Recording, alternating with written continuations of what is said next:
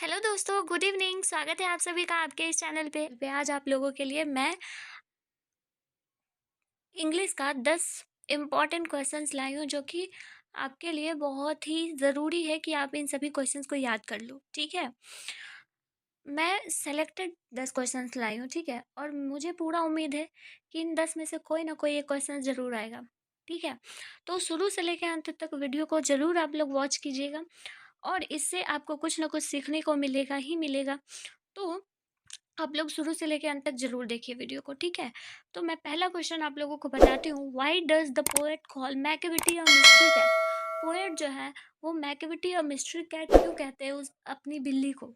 कौन है poet? Writer इसके कौन है? टी एस एलियट है ना।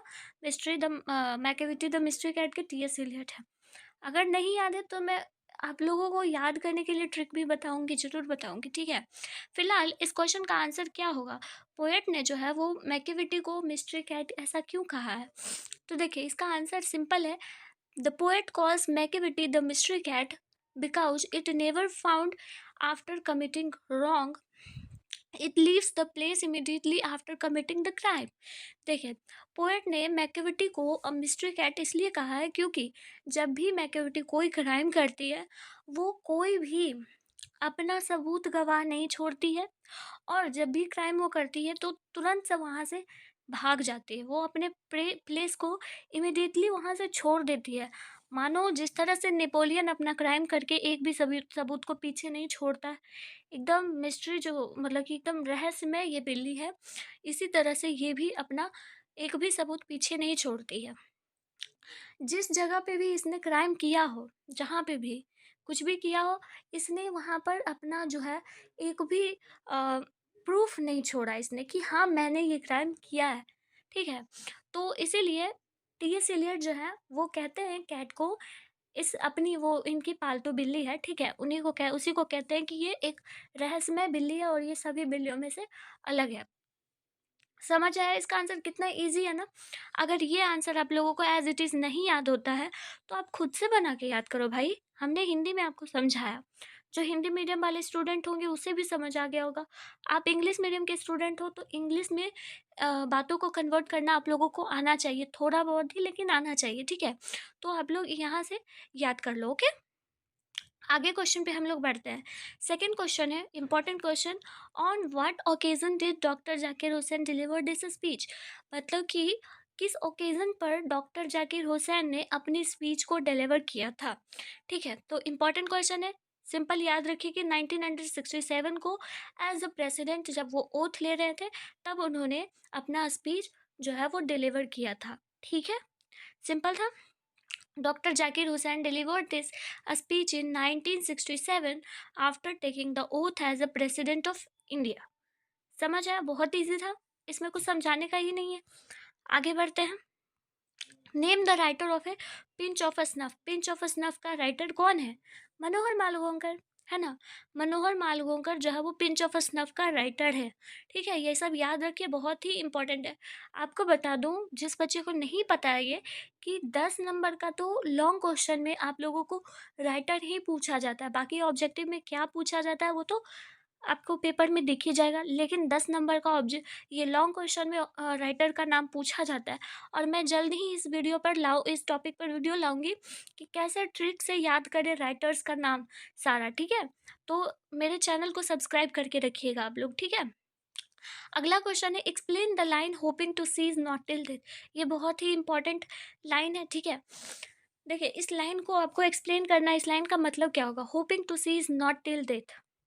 देखिए, इस लाइन का बहुत ही सिंपल मतलब है कि मैं तब तक मतलब कि मैं तब तक चलता रहूँगा जब तक कि मेरी मृत्यु ना हो जाए। ठीक है, इस लाइन का मतलब इन हिंदी में यही होता है। ठीक है, तो इसको आप लोग लिखोगे कैसे? एज अ पोएट, पोएट ने इसको किस तरह से एक्सप्लेन किया है वो मैं आपको बताती हूँ। ठीक है, देखिए, the poet is 37 years old.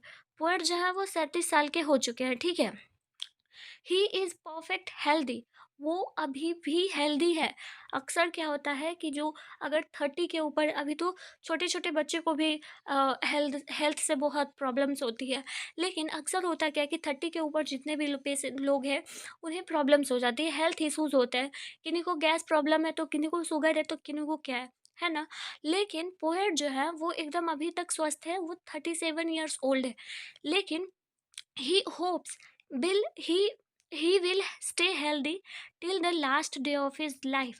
देखिए, वो आशा करते हैं, वो उम्मीद करते हैं कि वो हमेशा स्वस्थ रहे, मतलब कि जब तक कि उनकी लास्ट डे ऑफ लाइफ, मतलब कि जिन जब तक उनकी मृत्यु ना हो जाए, जब तक उनके जीवन की आखिरी दिन ना हो जाए, तब तक वो स्वस्थ रहे, वो इसी का उम्मीद करते हैं, आशा करते हैं।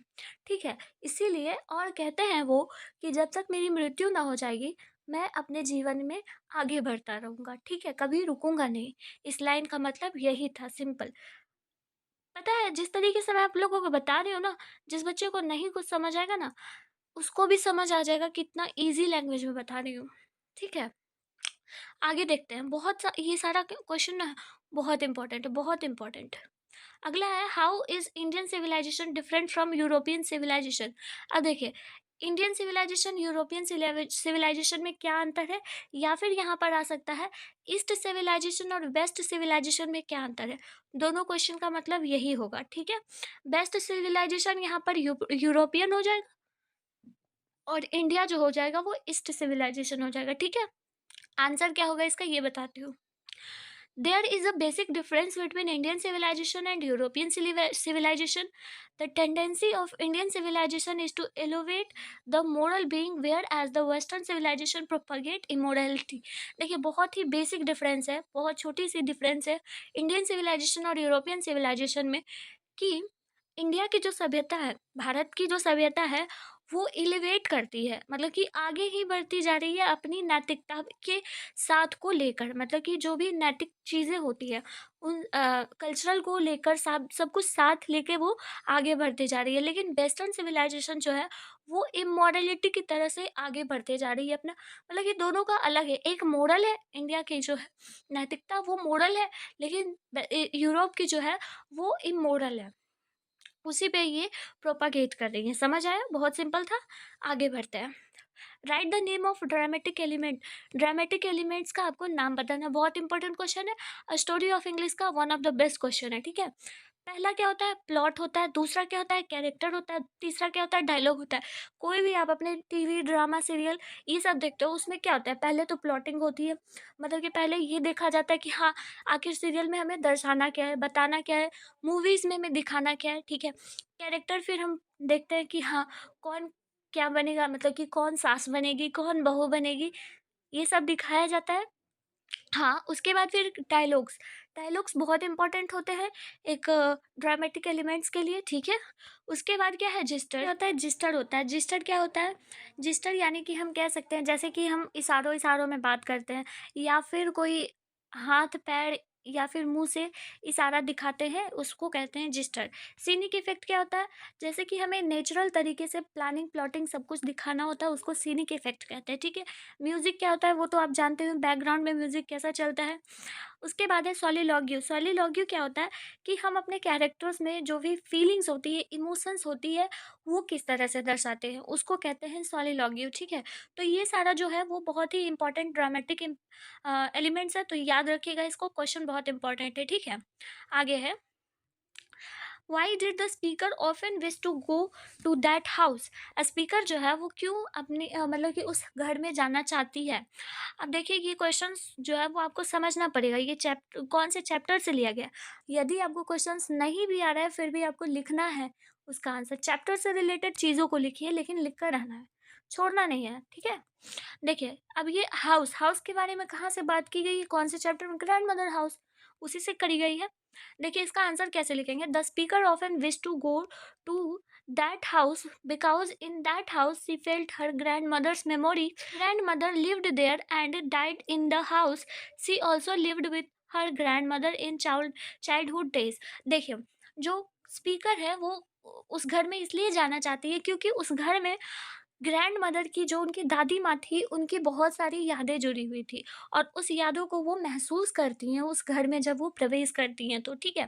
उनकी जो ग्रैंड मदर थी, वो जो कमला दास जो थी, वो उन्हीं के साथ रहती थी, उन्हीं के ग्रैंड मदर के हाउस में। और अब वो जो है, वो उनकी दादी माँ जो है वो मर चुकी है, और ये कहती हैं कि वो बचपन के दिनों में जब चाइल्डहुड इनका था, तब भी वो ग्रैंड मदर के हाउस में ही रहती थी, इसीलिए उनकी यादों को महसूस करने के लिए उनके घर को ये जानना चाहती है। ठीक है, बस सिंपल क्वेश्चन आपको यही लिखना था। अगला है, what is the meaning of Sicily July with इतना स्मोकिंग। देखिए ये भी क्वेश्चन बहुत इंपॉर्टेंट है, स्नेक वाले चैप्टर से है। ठीक है, देखिए सिसली जुलाई विथ इतना स्मोकिंग का मतलब ये है कि extreme heat like the one cows cows when itna erupted, that is it was so hot as the volcano इतना इन सिसली। देखिए सिसली जुलाई इतना स्मोकिंग का मतलब है कि बहुत ज़्यादा एक्सट्रीम लेवल पे हीट का होना। ठीक है, एक्सट्रीम हीट लाइक जैसे वोल्केनो इरप्ट होता है। ठीक है, इतना में इतना सिसली या फिर कहो ये दोनों जो है वो इटली में है। ठीक है, वहाँ पर वोल्केनो इरप्शन बहुत ज़्यादा होती है। इस तरह का इसका मतलब वही होगा। ठीक है, सिसली मतलब कि एक्सट्रीम हॉट लाइक। ठीक है, extreme hot like volcano erupted इन इतना सिसली, ये लिख दोगे, करेक्ट आंसर है। ठीक है, आगे देखते हैं। Right the name of 5 Indian English writer. 5 Indian English writer का नाम बताना है आपको। बहुत सिंपल सिंपल है, राजा राव, मुल्क राज आनंद, आर के नारायण, मनोहर मालगोंकर, रविन्द्रनाथ टैगोर। ये पांचों बहुत इंपॉर्टेंट इंडियन राइटर्स हैं। आप साथ साथ में कमला दास को भी जोड़ सकते हैं, ये भी इंडियन राइटर्स है। ठीक है, तो ये इतना रखिएगा याद, और कुछ इससे ज़्यादा नहीं याद रखिए, बहुत इंपॉर्टेंट है ये क्वेश्चन। ठीक है, आगे देखते हैं। स्टोरी ऑफ इंग्लिश का क्वेश्चन था, वाई डिड वेंजी want to marry Florence. Sorry ओ होगा यहाँ पे। ठीक है, फ्लोरेंस कर लीजिएगा। बेंजी जो है वो फ्लोरेंस से शादी क्यों करना चाहता है। Benjy did not need a distinguish intelligent girl, he needed a woman to help him in his work of poultry farming, so he decided to marry Florence. देखिए बेंजी जो है वो उसे बहुत ज़्यादा पढ़ी लिखी लड़की नहीं चाहिए थी। मतलब कि जो बहुत ज़्यादा पढ़ लिख के आईएएस वाईएएस बने, ऐसी लड़की नहीं चाहिए थी उसे। उसे बस एक नॉर्मल सी लड़की चाहिए थी जो कि उसके कामों में मदद कर सके। पोल्ट्री फार्मिंग यानी कि जो वो गाय कह रही हूँ, जो वो हेन्स को पाल रहा था, मुर्गियों का बिजनेस कर रहा था, बस उसमें उसकी मदद करे। ठीक है, बस वो उसी तरह की झलक जो है वो फ्लोरेंस में देख रहा था, इसीलिए वो फ्लोरेंस से शादी करना चाह रहा था। ठीक है, बस इसका आंसर यही होगा। आई होप कि आपको ये सारा क्वेश्चंस बहुत अच्छे तरीके से समझ आया होगा, कहीं पे कोई भी दिक्कत नहीं हुआ होगा। और आप लोग अपना ख्याल रखिए, क्योंकि अब एग्ज़ाम 10 दिन के अंदर अंदर होने वाला है, तो मैं आपका टाइम ज़्यादा वेस्ट नहीं करूँगी। मिलती हूँ फिर किसी नेक्स्ट इंपॉर्टेंट वीडियो के साथ, तब तक के लिए आप लोगों का शुक्रिया देखने के लिए। Bye bye.